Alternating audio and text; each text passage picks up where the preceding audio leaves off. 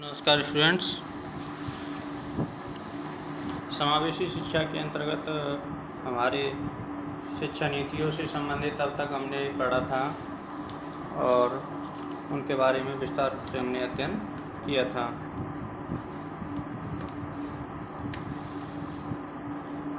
कल का जो हमारा टॉपिक था वो प्रोफेसर यशपाल समती के बारे में हमने जाना था।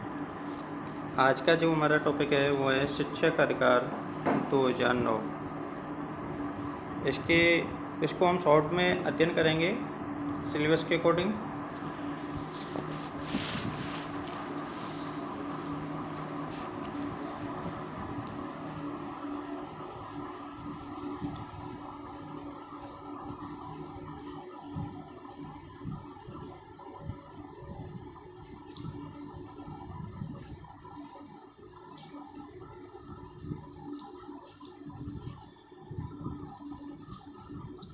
ठीक है, शिक्षा का अधिकार 2009। तो इसमें देखिए बच्चों के लिए निःशुल्क एवं अनिवार्य शिक्षा का अधिकार RTE के नाम से जिसे जाना जाता है,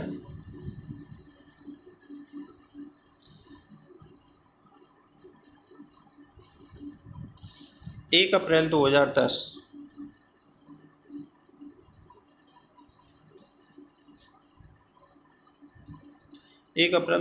से इसे लागू किया गया।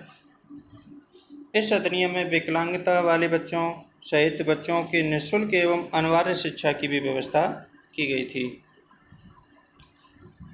इन विकलांगताओं का विकलांग व्यक्ति जैसे समान अवसर, अधिकारों की रक्षा, पूर्ण भागीदारी, 1995 में स्वशीलता, मस्तिष्क पक्षाघात, मंदबुद्धि एवं बहुविकलांगता वाले व्यक्तियों के कल्याण के लिए राष्ट्रीय न्यास अधिनियम, तो जो भी हमारे विकलांग बालक हैं उनके लिए एक अधिनियम बनाया गया था जिसे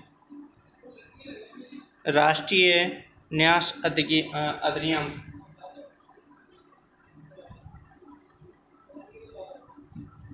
राष्ट्रीय न्यास अधिनियम 1999 के नाम से जाना जाता है। इस अधिनियम के अंतर्गत प्रमुख जो विकलांगता हैं उन विकलांगताओं का जैसे अंधता,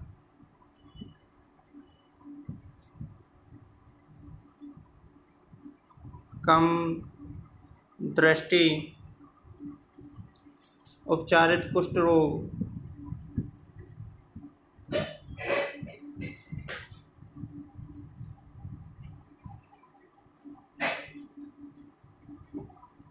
बहरापन,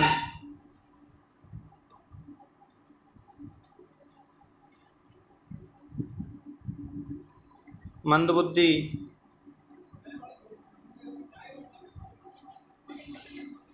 स्वलीनता। स्वलीनता का मतलब है अपने आप में ही व्यस्त रहना, अपने आप से मतलब रहना, एकांत प्रिय, जिसे आंतरिक बुद्धि भी हम कह सकते हैं। मस्तिष्क पक्षाघात,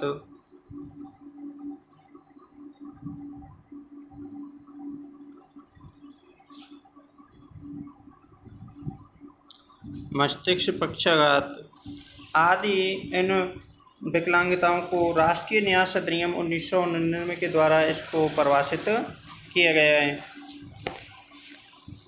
RTE में इनके साथ साथ बोलने में अक्षमता और सीखने में अक्षमता आदि की परेशानियों वाले जो बोलने में एवं सुनने में उनमें उसको प्रॉब्लम आती है, ऐसे बच्चों को जिनकी एज 6 से 14 वर्ष है उनको पड़ोस के स्कूलों में प्राथमिक शिक्षा की सुविधा की व्यवस्था की गई है। सरकार ने सर्व शिक्षा अभियान के मानदंडों को RTE अधिनियम 2009 की व्यवस्थाओं के अनुरूप बना दिया है। सर्व शिक्षा अभियान ने यह सुनिश्चित किया है कि विशेष आवश्यकता वाले प्रत्येक बच्चे को, चाहे वह किसी भी प्रकार की विकलांगता से प्रभावित हो, चाहे वह किसी भी प्रकार की विकलांगता से प्रभावित हो।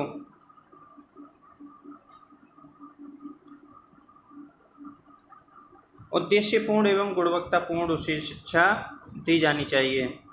एक तो उद्देश्यपूर्ण, जिसे वो अपने जीवन में उतार सके, और अच्छी गुणवत्तापूर्ण उसे शिक्षा दी जानी चाहिए। इसलिए इस अभियान के अंतर्गत किसी को भी शिक्षा देने से इनकार नहीं किया जा सकता। विशेष आवश्यकताओं वाले किसी भी बच्चे को शिक्षा के अधिकार से वंचित नहीं किया जा सकता। अतः शिक्षा की इसमें क्या है, अनिवार्यता लगाई गई है। और उसकी पढ़ाई ऐसे वातावरण में होनी चाहिए जो उसकी सीख सकने वाली आवश्यकताओं के अनुरूप हो। सर्व शिक्षा अभियान में विशिष्ट प्रस्ताव आने पर विकलांग बच्चों के लिए हर साल 3,000 रुपये देने की भी व्यवस्था की गई है। इसमें छात्रवृत्ति के तौर पर कितने रुपये दिए जाते हैं? 3,000 रुपये। विशेष आवश्यकता वाले बच्चों के लिए बनाई जाने वाली जिला योजना में 3,000 रुपये से 1,000 रुपये तक की राशि बच्चों को दी जाती है। और कम से कम कितनी राशि दी जाएगी इसमें? 1,000 रुपये। ज़्यादा से ज़्यादा 3,000 रुपये। तथा इस शिक्षक की सेवाओं के लिए रखी गई है।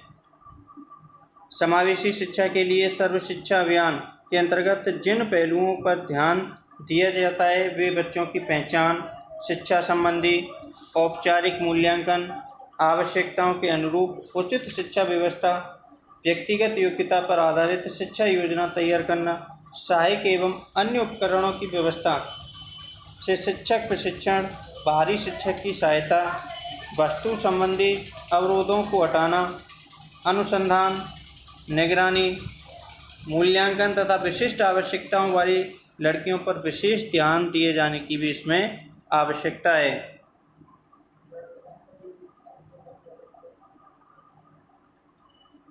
विकलांग बच्चों के लिए समन्वित शिक्षा की योजना के स्थान पर 2009-10 में माध्यमिक स्तर पर विकलांग बच्चों के लिए समावेशी शिक्षा की योजना शुरू की गई।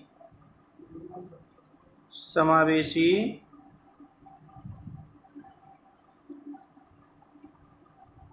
शिक्षा की योजना, जिसमें समावेशी शिक्षा किसे कहते हैं? समावेशी शिक्षा एक ऐसी शिक्षा है जिसमें सामान्य बच्चों के साथ मंदबुद्धि बालक एवं अपेक्षित विद्यार्थियों को एक साथ लेके उनके सामान्य बच्चों के साथ उसमें पढ़ाया जाता है, उनको शिक्षा दी जाती है।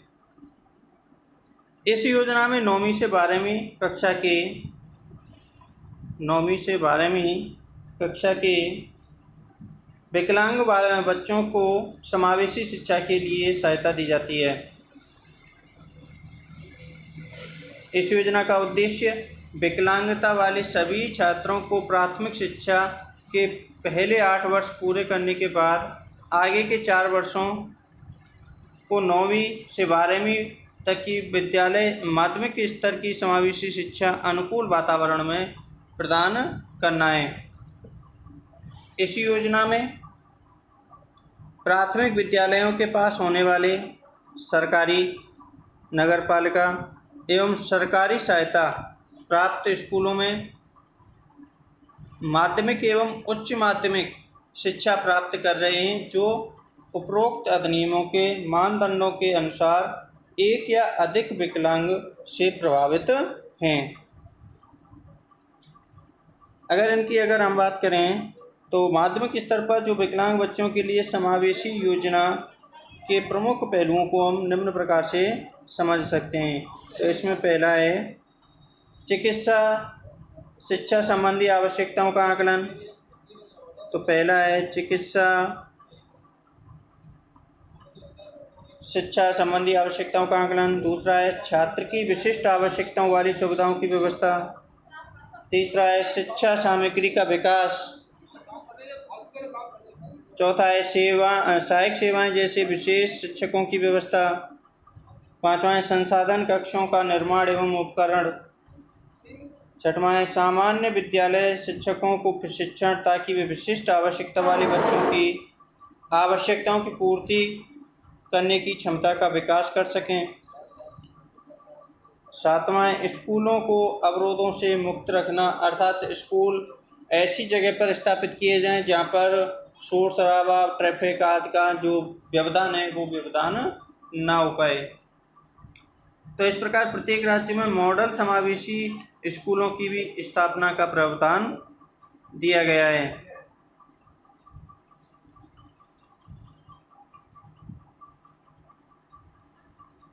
विकलांगता से ग्रस्त लड़कियों पर विशेष ध्यान दिया जाता है और उनकी सहायता भी की जाती है ताकि वो माध्यमिक शिक्षा में पहुंच सकें। तो स्टार्टिंग में जो प्रारंभिक शिक्षा है उस पर लड़कियों पर भी विशेष ध्यान दिया जाता है। इस योजना के अंतर्गत लड़कियों की क्षमता का विकास करने के लिए उन्हें आवश्यक जानकारी एवं मार्गदर्शन भी दिया जाता है।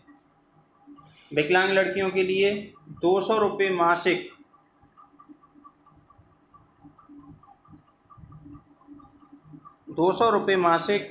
छात्रवृत्ति के रूप में प्रदान किया जाता है। योजना में शामिल सभी मदों के लिए 100% केंद्रीय सहायता भी दी जाती है। राज्य सरकारें, केंद्र सरकारें, प्रदेशों की शिक्षा विभाग को इस योजना को लागू करते हैं। योजना को लागू करने में वे विकलांग की शिक्षा के क्षेत्र में अनुभवी गैर सरकारी संगठनों की भी सहायता लेते हैं। इसमें देखिए राज्य, केंद्र, राज्य एवं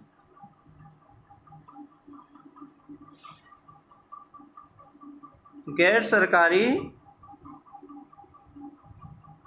संगठन भी इसमें प्रमुख रूप से भाग लेते हैं। देखिए राष्ट्रीय छात्रवृत्ति योजना के अंतर्गत विकलांग बालकों को वाले छात्रों को आर्थिक सहायता दी जाती है ताकि वे मान्यता प्राप्त संस्थानों से पेशेवर व तकनीकी पाठ्यक्रमों में शिक्षा प्राप्त करके नौकरी हासिल कर सकें या अपना काम धंधा कुछ शुरू कर सकें। अर्थात तो उन्हें ऐसे बच्चों को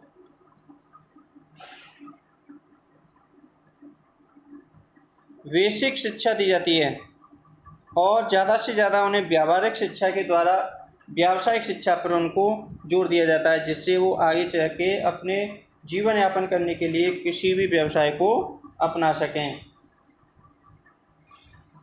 योजना के अंतर्गत हर साल देश भर में विकलांगता वाले छात्रों को 1000 छात्रवृत्तियाँ दी जाती हैं। हर साल कितनी दी जाती हैं? 1000 प्रति वर्ष। इसमें से 30% छात्रवृत्तियाँ लड़कियों के लिए। अब 1000 में से कितना है? 30% हिस्सा कितना है? लड़कियों के लिए आरक्षित होता है। ये छात्रवृत्तियाँ केवल भारतीय नागरिकों को ही मिल सकती हैं।